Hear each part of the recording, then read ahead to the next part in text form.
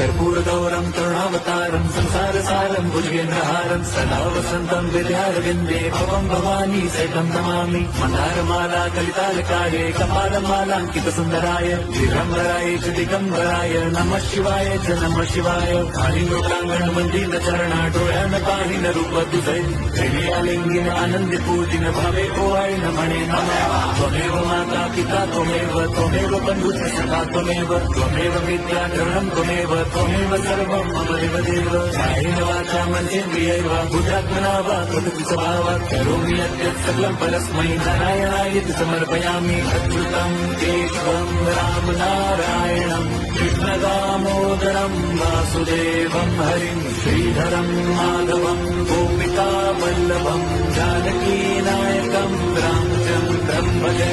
Hare Ram